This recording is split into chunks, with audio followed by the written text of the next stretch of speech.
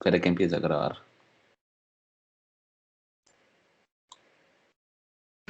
Bueno, buenos días, profesor, buenos días, compañeros. El día de hoy les vamos a presentar los filósofos presocráticos, en especial a tres grupos de filósofos que son Anaxágoras, Leucipo y Demócrito y Jenofanes. Bueno, para iniciar necesitamos hacer una pequeña introducción de quiénes fueron los filósofos presocráticos. Bueno, para esto necesitamos decir que en el pensamiento griego al principio no existía la idea de creación. Por eso los filósofos presocráticos, es decir, estos filósofos buscaban algo de lo cual se generan todas las cosas y de lo que se compone el mundo. Por eso los primeros pensadores o filósofos explicaban las cosas a partir de algo que se encuentra dentro de ellas. Y como toda investigación tiene un objetivo, en este caso era conocer y explicar la física. Por otro lado, los filósofos presocráticos parten de la base de que las cosas existen a partir de un elemento, y este elemento fue llamado arjé. Ya con todo esto, podemos evidenciar una dualidad entre lo que permanece igual y de lo que se forma, es decir, la razón y los sentidos. A continuación, mi compañero les va a explicar el primer filósofo. Listo, entonces empezamos con Leucipo y Demócrito. Se habla muchísimo más de Demócrito, aunque se dice que Leucipo fue su profesor. Y entonces lo que nos planteaba Demócrito nos plantea dos arjés: lo lleno, que corresponde al ser de Parmenides, y lo vacío, que corresponde al no ser de Parmenides.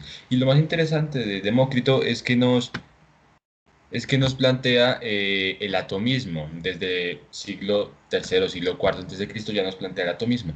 Lo que nos dice Demócrito es que ese átomo es lo que representa todo, o sea, todo está hecho de átomos, ¿sí? Y entonces, eh, y ese átomo, va a ser parte de absolutamente todo. Ese átomo lo reconocemos como la partícula más pequeña, sin divisiones. Esa partícula no se puede dividir más.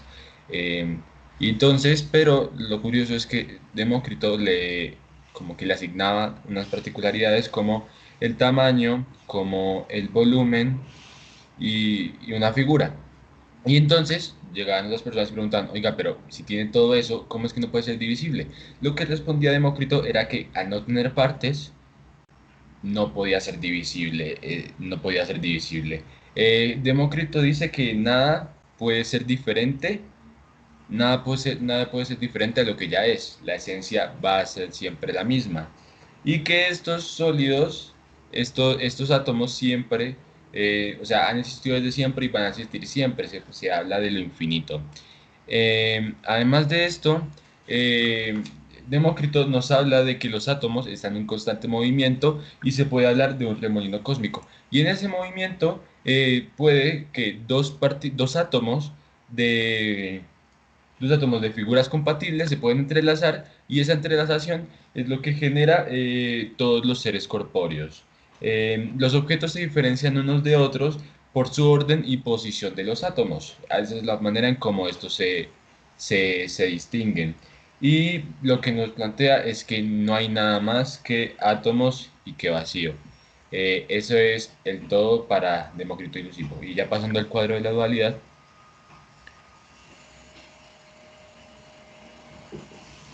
Listo, entonces ya pues podemos ver el arjé, lo lleno y lo vacío, y todo se compone de átomos. Eso es lo que nos plantea. Y algo curioso de Demócrito es que se le decía que no puede ser presocrático porque era contemporáneo a Sócrates, pero él es presocrático temáticamente hablando. Si hablamos cronológicamente, él no es un presocrático, ya que pues aportó mucho al tema del arjé y todo eso, que es el tema principal de los presocráticos.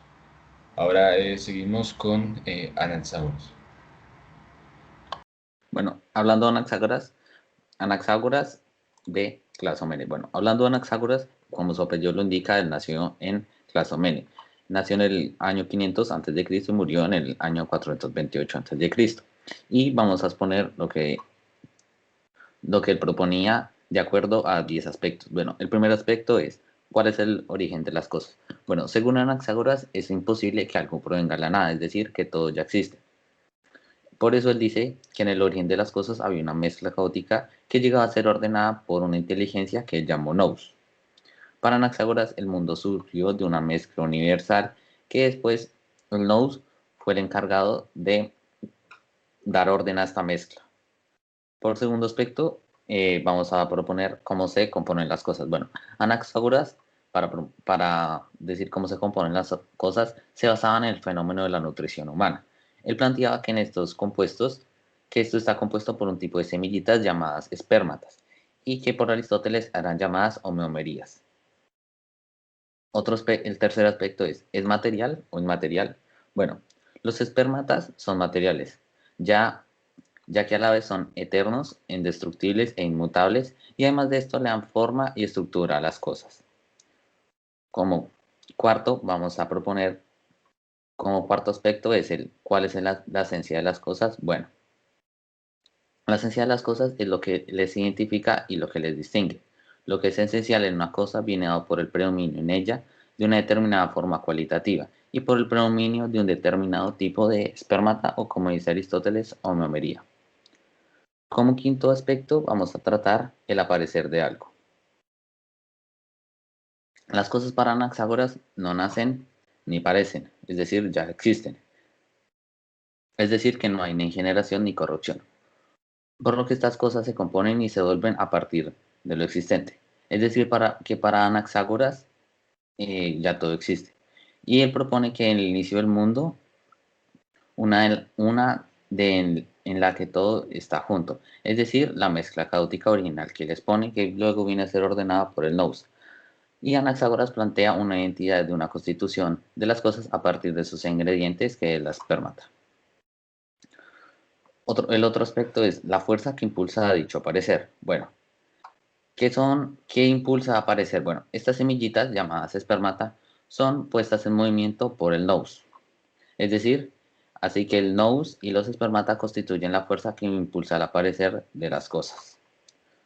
Como otro aspecto es ¿por qué no hay multiplicidad? Bueno, porque para Anaxágoras hay unidad en la mezcla que está al inicio de las cosas. Por eso, en cada cosa hay una partícula de otra.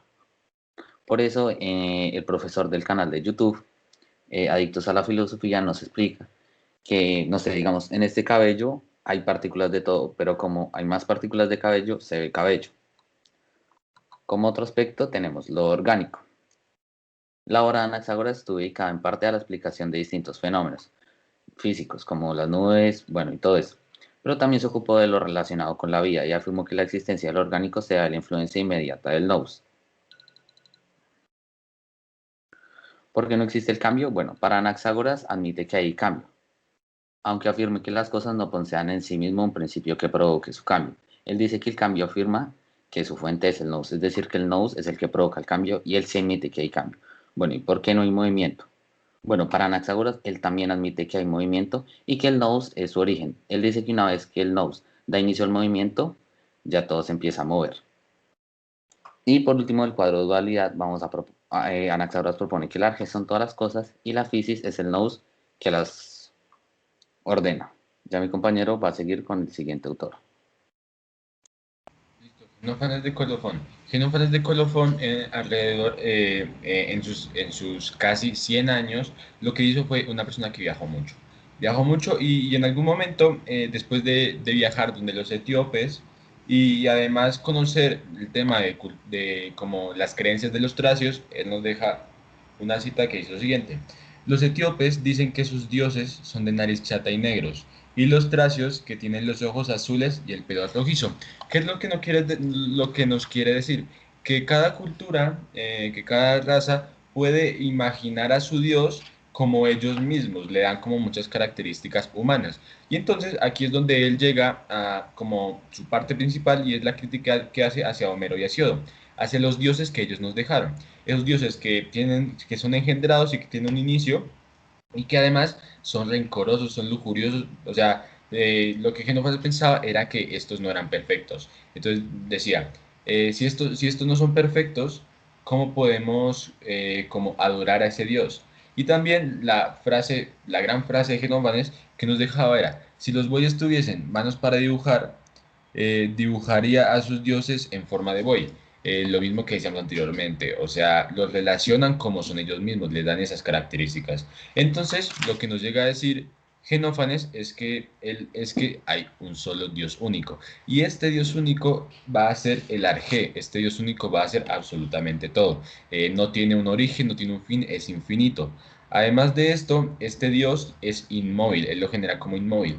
Y textualmente, él dice que siempre permanece en el mismo lugar sin moverse para nada, ni le es adecuado el cambiar de un sitio a otro, sino que sin trabajo mueve todas las cosas con el solo pensamiento de su mente. Es un ser inmóvil. Además, este también lo caracteriza como material debido a que tiene un cuerpo muy diferente al de nosotros. Es un cuerpo inimaginable que no podemos ni siquiera pensar. Por eso es un ser material y no inmaterial. Y de eso está compuesto absolutamente todo este Dios. Tampoco hay un cambio de la esencia. Si una cosa está destinada o sirve para algo, así se va a quedar.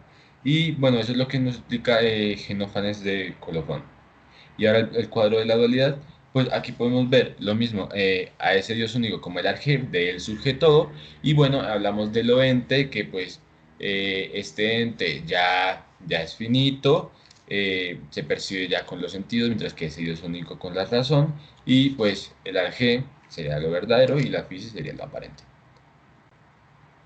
Bueno, como conclusión vamos a dar una conclusión muy rápida, que es que todos los autores que tenemos acá presentes en esta presentación buscan en las cosas a partir de un elemento. Es decir, que todos los autores de esta presentación explican el origen de las cosas a partir de propuestas diferentes, como podemos ver del Arjé, de Anaxágoras, el Arjé de Genófanes, entre otros. Y ya por último, estas son las referencias y muchísimas gracias por su atención.